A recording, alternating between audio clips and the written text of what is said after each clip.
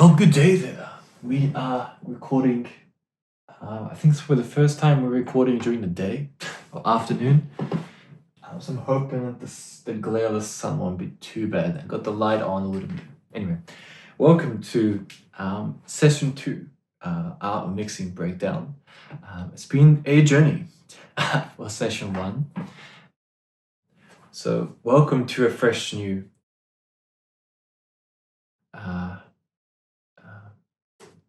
session. And we're going to look at a brand new clip, and yes, let's have some fun. One thing I will do, I probably have to edit that out, but you know how it goes. Me paranoid that it's recording. I forgot to put it one of those little icons that have recording. And it tells me if it's recording or not. Or I put a mirror. Actually, a mirror would be good. Mirror so in the back of this I can see. Anyway. Let's talk about one of my favorite. Well, I mean, a lot of it's my favorite. blending different genres together, okay? In this example,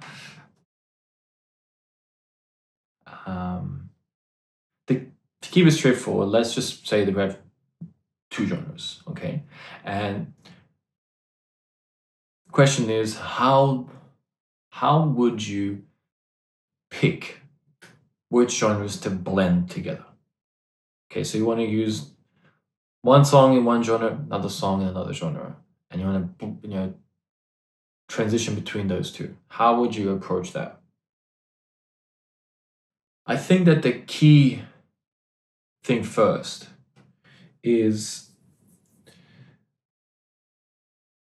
looking at the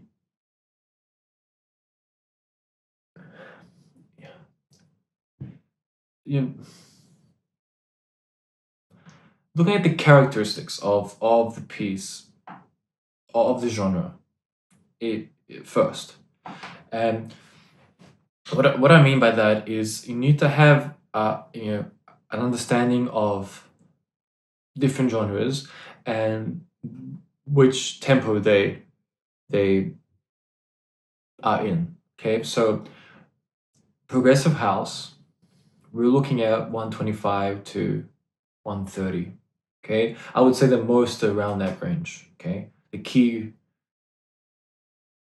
ones that we all know are within that range. Okay, and let's look at future house, similar ballpark. Maybe they go down to 120, but I would say more upbeat ones, the ones we're familiar with in that space, 125 to 130 BPM.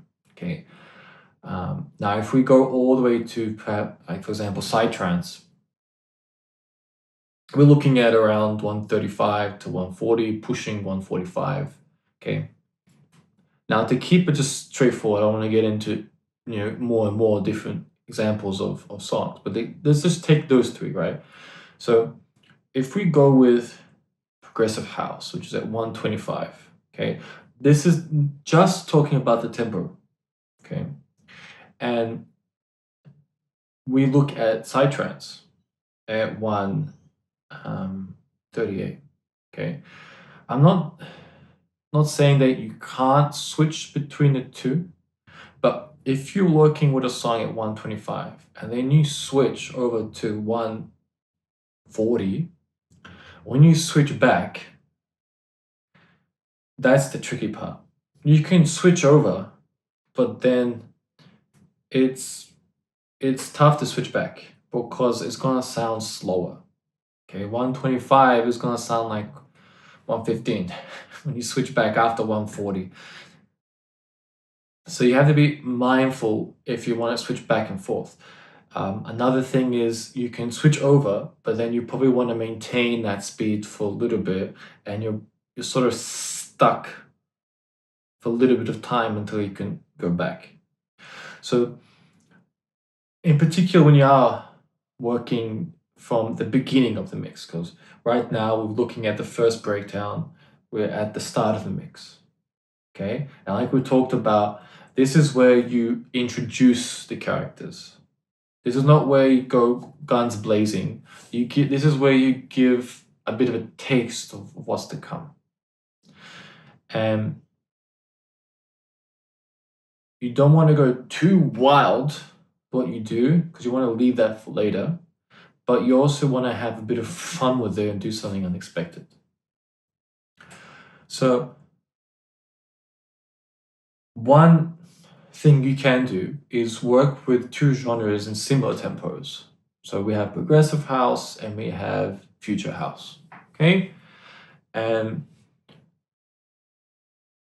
when you're just starting out wanting to do something like this, it's much easier to do similar or the same song key tempo. So if the song's in 125 and 125, you don't have to do any manual changing over, which is good. After that, we want to say, okay, are the songs happy or are they sad? So let's have a look at this switch that I do at the beginning of the mix.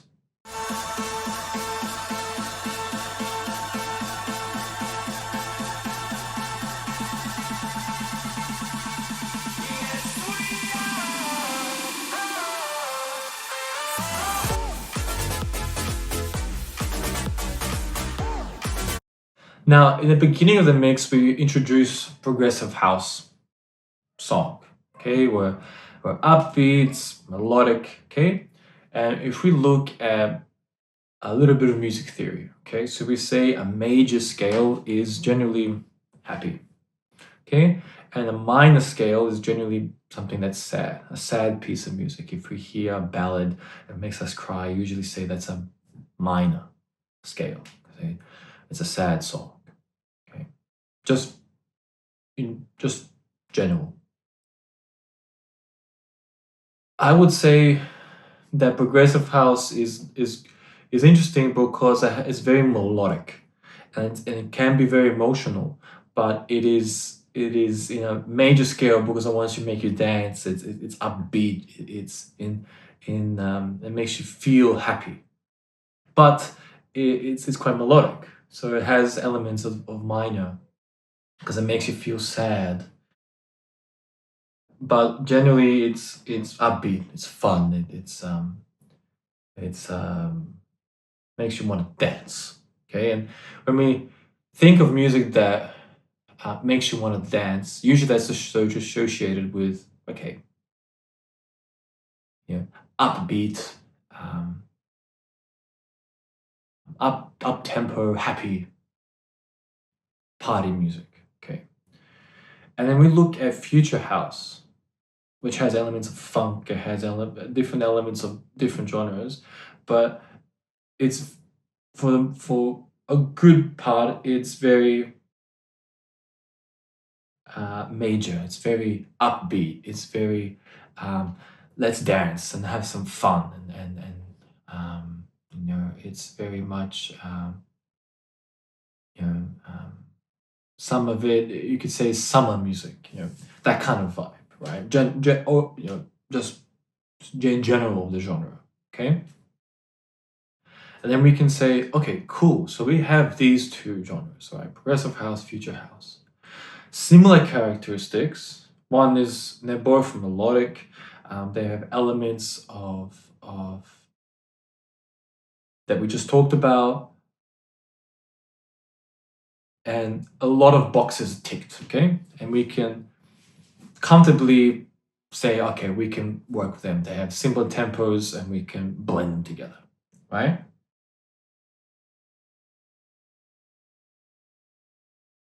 That's probably for the most part, if you think from that rationale, you think that through that process, then most of the songs that you pick should work together for this type of transition, okay?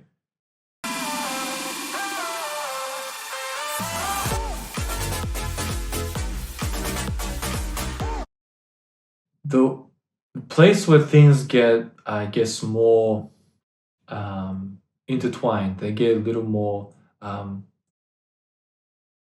complex is in understanding the tone.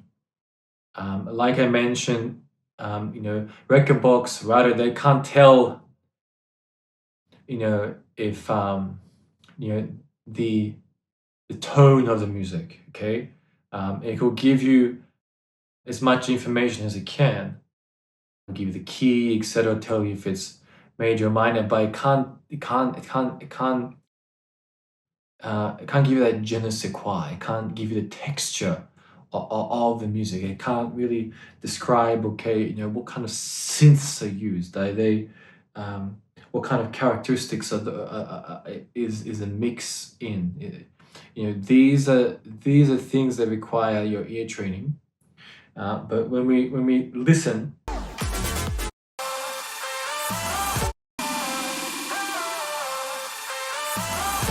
so we are heavy on the synthetic leads. Okay, so we have a main melody coming through. So we have a higher pitched lead, and then we're blending it in with a lower one. Okay, so we're giving the call, and then we're offering the answer.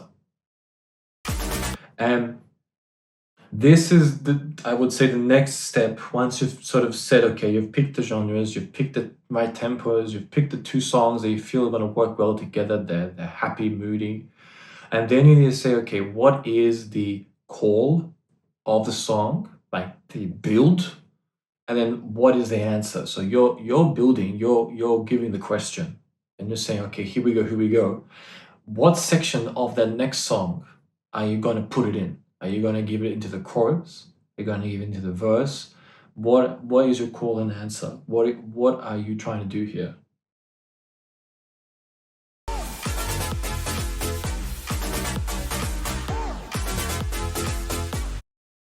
Then you have to say, okay, is there enough information to hold a song by itself? Okay, so do we need to have the vocal of that song coming through to support this next song, or can it hold itself? Now, I feel that Future House, there's quite a lot of information there, and it can hold its own ground when you are switching over like this. So you can go from a really big progressive house build and switch over, and it has enough information in the song to hold its own ground.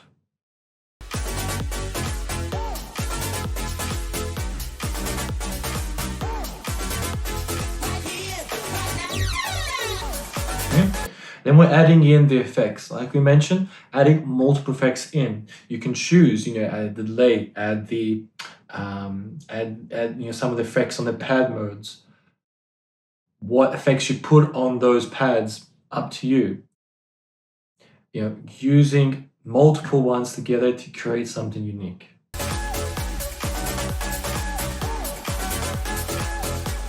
Now you hear that lead coming through, okay? So then we come back to the first.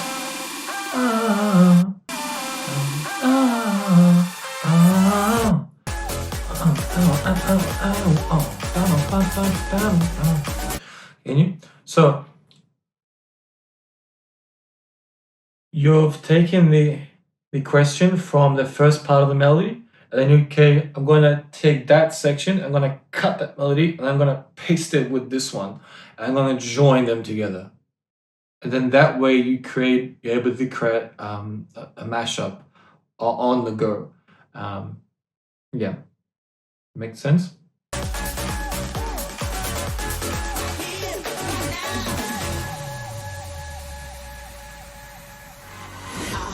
I'm here to spread love all over the world. Now, I wouldn't necessarily say when you're doing something like this, they have to be in the same sort of harmonic, key and all that stuff. They can be in different keys when you are switching like this. If you want to do a more traditional blend of the two, then yeah, you have to make sure that's going to go well together. But I wouldn't necessarily worry about it too much. I think that the more you do it, you will naturally tell if they're going to work well together, if they're in a similar ballpark. And I think for something like this, if you feel that they're in a similar ballpark, then you'll be good. What I mean by in a similar ballpark, I mean in terms of the key, you know, the where the song is placed on in the musical space. You don't have to necessarily have them both in E. They can, one can be this, one can be that, and it's going to be okay. Because you're doing a switch over, and in some cases it can be refreshing. Yeah, but generally, when you're working with genres like this, they tend to stick with similar keys as well. So that only helps us make it easier to blend between the two. I'm here to spread love all over the world. I'm here to spread love. So you notice how from the beginning it's very inspiring, upbeat. Here's spread love. It's high energy. And that for me is what I like to do in the beginning of sets. For me, it's about high energy, about love, about happiness, to make things feel good. And let's do it. We're open-minded. We're here to have a good time.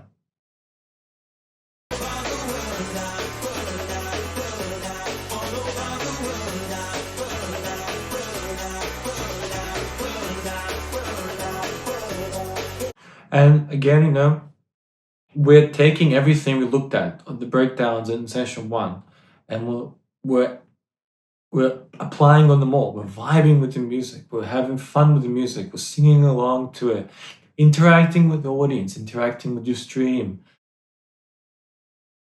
Making sure you're also having a good time. When you can.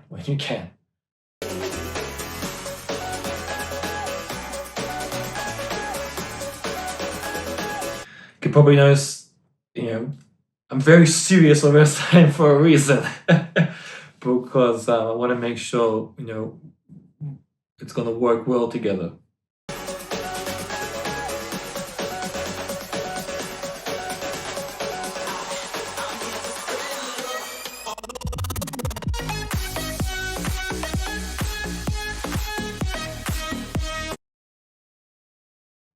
Now, one of the things here is I love it when songs have something before the chorus or the typical sort of EDM drop.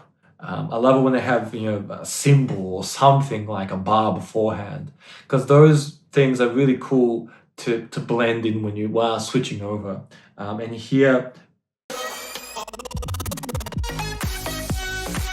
I can use it. I can use it as a point. Okay, I know that. Okay, that is one bar beforehand. I'm gonna make sure we place this section that I want to cut into a bar beforehand, so then they blend together. If you do it earlier, then when you cut in, you've missed it. So if you are starting one bar earlier before that drop, then you want to make sure, okay, you want to come into that one bar earlier, and then you can have that a smooth blend into the next one. And then here you can also, within that section, add a bit of an effect. I believe it's called the trans effect. Bit of a hot word to use.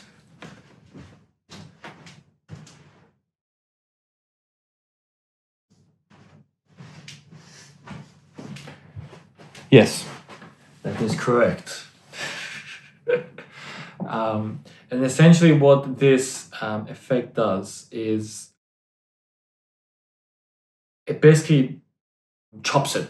Okay, so you have different, you can do like a half, you can do a quarter, you can do an eighth, and when you select that one, it cuts it, so like it creates this, and then if you do like a half, it'll do like a it's really cool. It's a really great effect to try out, and we can use it in these sort of moments, these like one bars.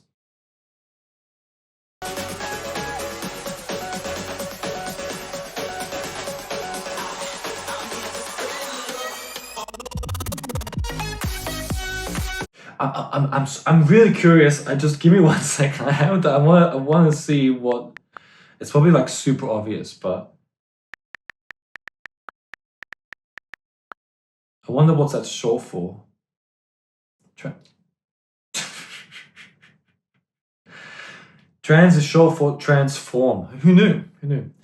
A scratch technique used to cut up longer sounds and create silences in that sound. Yeah, so there you go. Fancy, fancy. The trans effect automates that process and is a creative effect to mix with. There you go. So it's able to cut the sound up depending on which one you select. So eighths, or fourths, or halves, or whatever. And it's cool. I think the one thing here is with practice, you sort of understand which one works well. And I find that the quarter, like with the delays and stuff, that seems to work best with most dance music. Eights, like here, what like I'm using, work. Halves work really cool when you're doing a little bit longer ones, particularly like a vocal, and then you're blending in that with another section that works really well. So yeah, give it a shot. It's a really cool thing to use.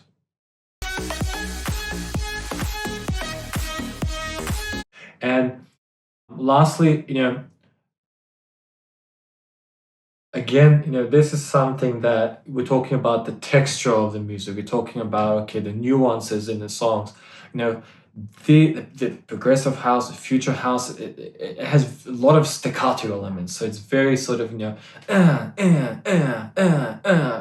it has like the kick, or 4-on-the-floor kick. It's at 128, which is a really good, tempo. I think it's sort of where your heart rate's going or something like that. So it's like in that range. So it's very sort of, so using that effect cuts that a little bit just to not make it so monotonous. And then you're able to blend those well together because they have quite similar characteristics in them. Yeah.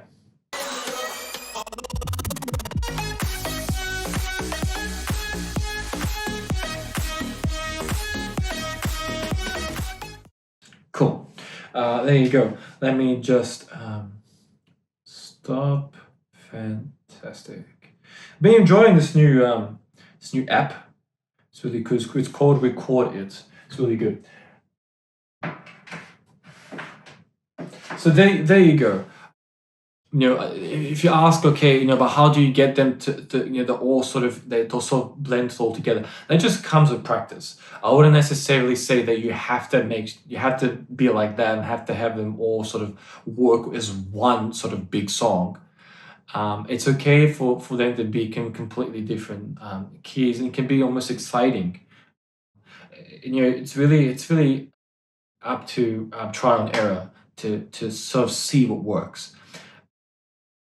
After a while, it just becomes automatic. You know what's going to work well together. It just naturally you're able to naturally pick the songs to go there. But that takes time. It's a process. It's a process to get to that point.